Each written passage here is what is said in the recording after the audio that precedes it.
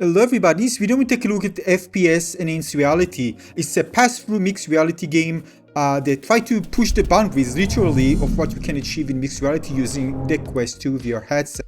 Now I have mixed opinion about this game and I'm going to share more about what I usually play because I'm a big fan of mixed reality and I highly appreciate what the developer tried to achieve here. In some cases it feels that it fails, in some other cases it succeeded. But keep in mind, this is a limitation of technology and also, by the way, the area that I'm actually playing, which is not optimal for this game, in my opinion, to really have a great experience. That being said, that's what I have right now. I'm in Airbnb apartment, so that's what I have to deal with. Again, keep in mind, this is a limitation of the technology. Basically, if we have depth scanning, object recognition, and smart AI, everything together, this will happen instantaneously. We don't even need to define anything like we need to do it in the game. But because the Quest 2 doesn't have it, the developer tried to give you kind of the tools that you need to construct to 3D modelize the environment, so actually enemies can be occluded and the AI can actually use some of the defined 3D models in order to take cover around them. Now this is gameplay for another game that I already played. I actually already have it on my YouTube channel where you can, it's called Zombie in Your Home, which we only need to define the corners of different areas in the room, and that's about it. So in this game you have this editor which actually takes the job of what's supposed to be, of course, in future headset, something automatic, completely automatic. You need to define it yourself because the headset, the Quest 2, can do it. Alright, let's take a look at the gameplay and we talk about more details of this app just a bit later.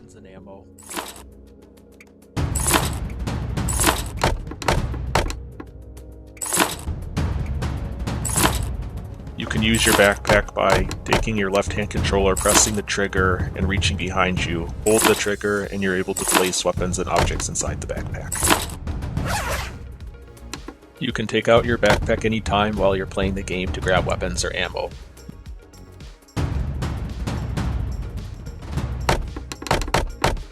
And by the way, now I'm just using lots of ammo, just taking. If you knew what happened to me before, which I'm going to show you, you can understand what I'm doing that right now. Because for me, well, it was a nightmare.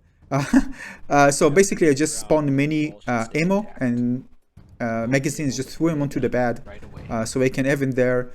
I didn't even care about the bag. It was just a mechanic that was not good actually, because again, sometimes I got attacked so fast and I need to replace magazine. I couldn't do it in time. I told myself, I don't care about the bag. I'm just going to throw everything there. Although it's a cool idea, but if the game was designed differently, it would be something else. But as the game was designed, I decided, well, hell no. All the magazine on the bed, I'm just going to use them there and not the bag. All right.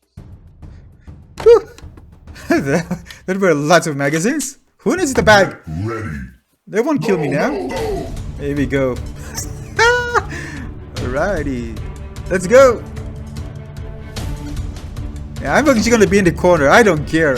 Something spawned behind you. Something's. Oh, here we go. You're out. Oh! Can I just come through the door? Like this. Easy. All the magazine on the bed. Oh! Why spawns just right next to me? You need something like doors where they just burst through. Oh! More. Ah, it's the best way, I'm telling you. No, behind me? Alright.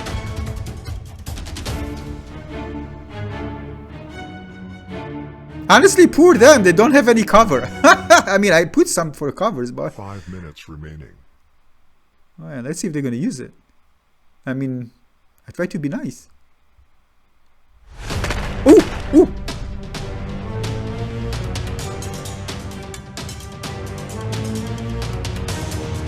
we have bullets. One more.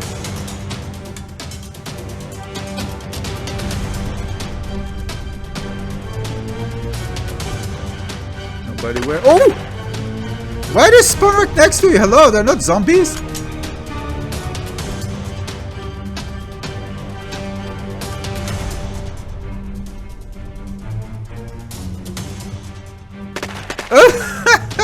Came from the cabinet. Yeah, I know it's a problem. We have walls now. Here we go. Oh, what? What is that? They can't spawn behind this wall there. What? No, I can't do it in time. No. Now, when it worked, it's okay. I'm not saying it's great. It wasn't great, but again, it's all about having this occlusion, enemies kind of trying to hide behind object. I'm going to show you, by the way, a few moments that it did happen. And keep in mind, because of my room setup, it might not be really optimal for, gameplay like that. Because again, if you have lots of, areas that enemies can hide, and can AI take advantage of that, that could be even more exciting. But again, when you try again, you still need to set up things, and the problem is with the controls that, when you start the game, you need to do a little adjustment, take a few steps back. And the problem is that they do reverse, the developer did a reversed movement with the stick. So if you move it forward, it moves backwards. I don't know why. It's kind of awkward and then very, very annoying. I mean, it's not a flight simulator. So, I mean, hopefully this will be addressed. If I put something back, I want everything to go towards the direction where I'm pulling the stick. So it was very annoying for me. But again, something that can be fixed and addressed. Now, as you can see here, the occlusion is kind of a bit off, but this is because I didn't adjust it properly when I start playing the game. I mean, you don't need to set up the walls again, but you need to adjust it. But this was kind of weird because I was pressing a button to start, but then I was repositioned in a place where I actually didn't start with. So I don't know why I can actually have the menu close to me and I don't actually need to readjust it, but just moving backwards. I don't know. It was kind of very, very awkward and annoying, especially that you need to do it every time you start the game. Now, there are different options for you if you're playing in a large environment or a small environment. The tutorials are there, explain things in depth, which is really nice. Although personally, I don't want tutorials at all. I want the game just to do everything automatically, but as I told you, the technology limitation is not the game's fault. So you can see that when I'm starting a game again after setting up the walls, I need to do some readjustment. And I'm just going to show you so you can see what I mean exactly. So let's say that I'm just choosing survival mode, all right? And then I need to make a small adjustment, all right? Choose difficulty and then press start and then stop. And then you need to readjust it again. Every single time you start playing the game, again, things just get a bit off. That's why you saw the gap there when I show you the enemy and the wall, because it wasn't that perfect. Again, you need to do it every single time. And not just that, again, it's reversed. So if I put forward, it's going to move backwards. And again, why? I don't know.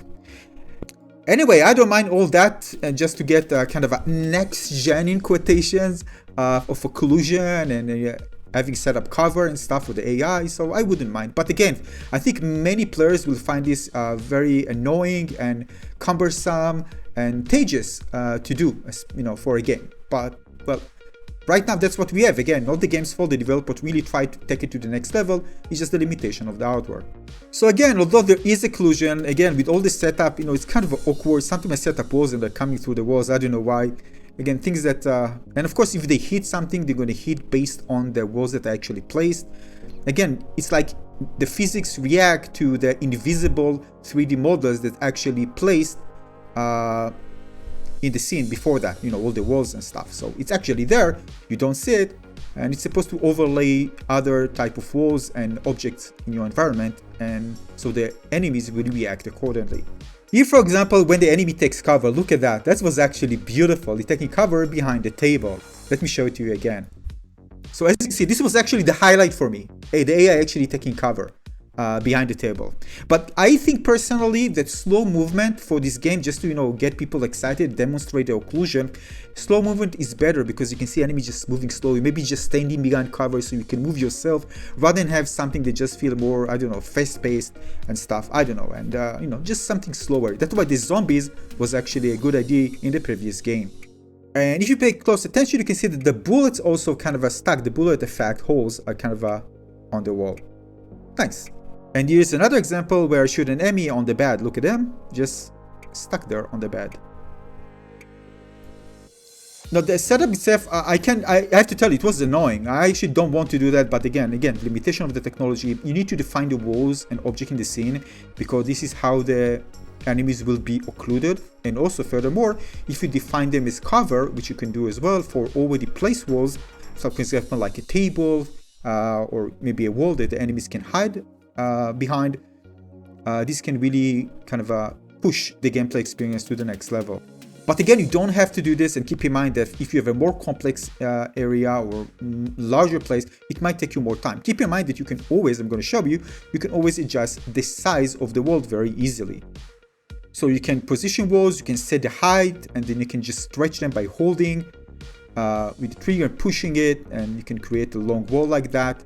You can also delete walls, and the rotation was clunky, by the way. Maybe, the sensitivity was too high there. Maybe it can be adjusted, but overall it won't take you long to cover a big area, because you can just stretch a wall to any size you like. But keep in mind that everything is relative to a pivot point where you start. You can actually, even if you kind of mess around with it, you'll be able to move everything, all the walls together, like as a single cohesive set 3D, and just move it around just to adjust it. All right, so it's possible. So again, you can always go back and modify current walls that you actually placed.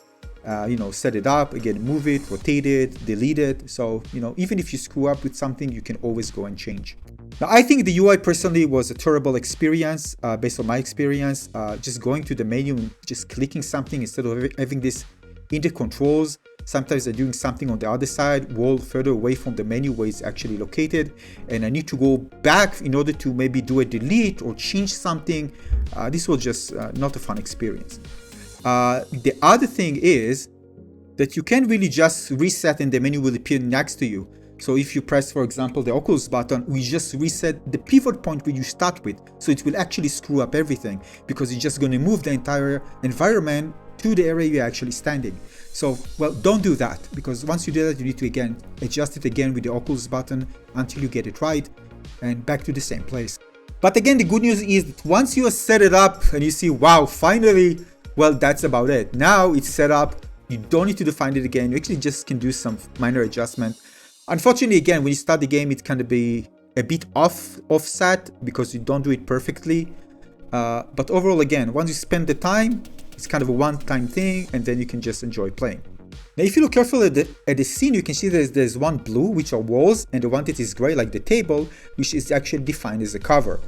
All right, so I do that with two tables. The small table, you see it's gray, and the other one is gray, all right, including the chair, I think also. No, it's just the two tables. They are gray, and basically that's why the enemy could hide behind it, because they set it as a cover. So this is why that actually happened. The enemy took cover behind the table because it was actually marked as cover and not just as wall. Now, but my recommendation to you is, if you have for example, I have a window there, a door there to the balcony, which I actually left open before, and enemies can come from it. I actually later on just blocked it, as you can see.